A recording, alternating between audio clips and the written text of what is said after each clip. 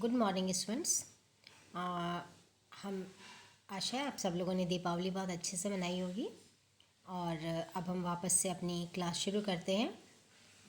सामाजिक अनुसंधान के पेपर में एक महत्वपूर्ण टॉपिक है निदर्शन, जिसे हम प्रतिचयन विधि या सैम्पलिंग मेथड कहते हैं। निदर्शन क्या है ये जानना ज़रूरी है।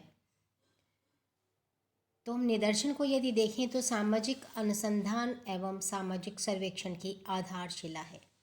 किसी भी प्रकार का अध्ययन करने से पूर्व अनुसंधान कर्ता को ये तय करना होता है कि वह समूह के सभी सदस्यों से संपर्क स्थापित करके तथ्यों का संकलन करेगा अथवा उनमें से कुछ सदस्यों को प्रतिनिधि के रूप में चुनकर उनका अध्ययन करेगा। इस प्रकार क्षेत्र से अनुसंधान संबंधी आंकड़े दो प्रकार से एकत्रित किए जा सकते हैं, एक संगणना विधि के द्वारा और दूसरा निदर्शन विधि के द्वारा। संगणना विधि में अनुसंधानकर्ता समग्र अथवा संपूर्ण क्षेत्र का अध्ययन करता है। वह उस क्षेत्र की प्रत्येक इकाई अथवा प्रत्येक सदस्य से संपर्क स्थापित कर जानकारी प्राप्त करता है।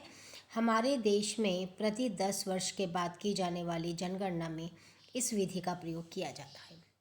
सामाजिक अनुसंधान में अध्ययन का दूसरा तरीका ये है कि हम समग्र में से कुछ इकाइयों को प्रतिनिधि के रूप में चुनते हैं और उनके संबंध में आवश्यक जानकारी प्राप्त की जाती है। इसे निदर्शन विधि या सैम्पलिंग मेथड कहते हैं। उदाहरण के लिए यदि हम किसी महाविद्यालय के छात्रों को आतंकवाद की समस्या पर विचार करना चाहते हैं तो संगणना विधि में हमें महाविद्यालय के सभी छात्रों से संपर्क स्थापित कर सूचनाएं संकलित करनी होंगी। जबकि निदर्शन पद्धति में कुछ छात्रों को प्रतिनिधि के रूप में चुनकर उन्हीं का अध्ययन करेगा। निदर्शन पद्धति का उल्लेख करने से पूर्व हमें ये जानना भी जरूरी संगणना पद्धति वास्तव में है क्या। ये अध्ययन की एक विधि है जिसके अंतर्गत समग्र अथवा उसके क्षेत्र की सभी इकाइयों का अध्ययन कर सूचनाएं संकलित की जाती हैं। अनुसंधान एवं प्रारंभिक वर्षों में संगणना पद्धति द्वारा ही अध्ययन किया जाता था। आज भी जिन विषयों के बारे में पूर्ण शुद्धता की आवश्यकता होती है वहाँ संगणना पद्धति का ही उपयोग किया जाता है। जैसे इसका सबसे अधिक उपयोग जनगणना में किया जाता है। इसमें प्रत्येक परिवार के पास जाकर उनसे संबंधित सूचनाएं संकलित की जाती हैं, किंतु वर्तमान में सामाजिक अनुसंधान में संगणना पद्धति का प्रयोग कम हो गया है। तो संगणना पद्धति और निदर्शन पद्धति में अंतर ये है कि संगणना पद्धति में प्रत्येक इकाई का अध्ययन किया जाता है, जबकि निदर्शन में समग्र में से कुछ इकाइयों को चुना जाता है और फिर उसका अध्ययन किया जाता है। निदर्शन पद्धति में समग्र में से कुछ इकाइयों को अध्ययन हेतु प्रतिनिधि के रूप में चुनना निदर्शन कहलाता है। निदर्शन का प्रयोग प्राचीन काल से होता आ रहा है। दैनिक जीवन में भी हम निदर्शन विधि का बहुत प्रयोग करते हैं। हम ये कह सकते हैं कि जिस तरह हम अनाज के एक मुट्ठी दानों से पूरी बोरी का अंदाज़ा लगा सकते हैं, ठीक वैसा ही है कि हमने अनुसंधान के लिए जिस समग्र को चुना है उसमें से कुछ प्रतिनिधि के रूप में कुछ इकाइयों का चयन करके हम पूरे समग्र की जानकारी ले सकते हैं। तो इस पद्धति के माध्यम से हम समग्र में से कुछ प्रतिनिधि इकाइयों को चुनते हैं और उनसे हम डाटा कलेक्शन करते हैं और उनसे हम अपनी अनुसंधान समस्या के बारे में जानकारी लेते हैं।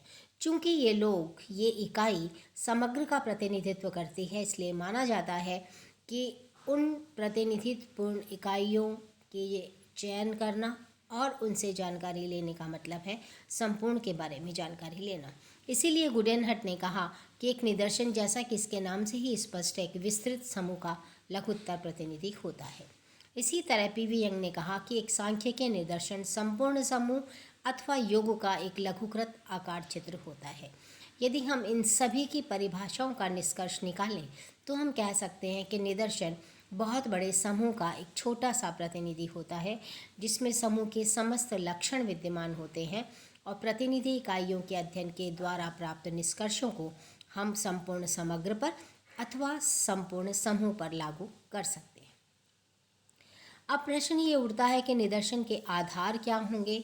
निदर्शन में थोड़ी सी इकाइयों को बहुत बड़े समूह का प्रतिनिधित्व कैसे करता हुआ कैसे मान लिया जाए, तो इसके कुछ मूल आधार हमें देखने होंगे। जैसे नंबर 1, समग्र की सजातीयता। हमें सबसे पहले ये देखना होगा ऊपरी तौर पर कि व्यक्तियों अथवा तथ्यों में बहुत अधिक असमानताएं तो नहीं हैं।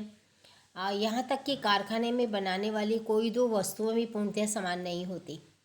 लेकिन फिर भी हमें ये देखना है कि जिस समग्र को हमने निदर्शन के लिए चुना है उसमें आम तौर पर बहुत अधिक भिन्नता नहीं है, या आम तौर पर बहुत अधिक समानता हमें देखने को मिलती है।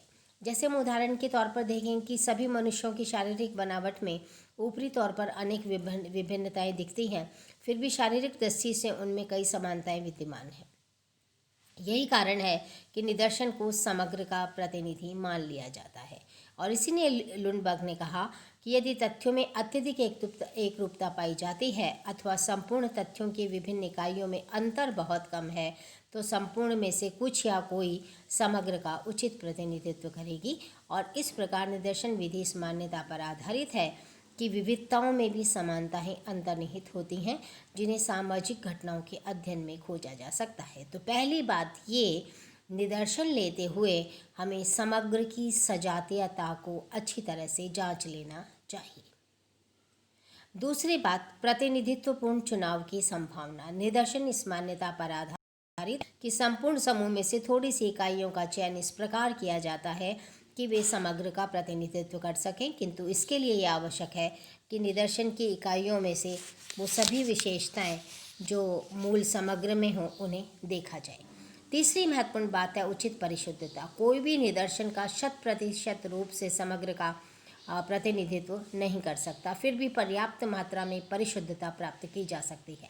हमारा प्रयास होना चाहिए कि निदर्शन में इकाइयों की संख्या पर्याप्त हो ताकि वो प्रतिनिधित्वपूर्ण हो सके और उनके अध्ययन से निकाले गए निष्कर्ष वास्तविक तौर पर सही स्थिति का चित्रण कर सकें। तो इन तीनों बातों का ध्यान रखना चाहिए जब हम समग्र में से निदर्शन का चयन कर रहे हों। Thank you.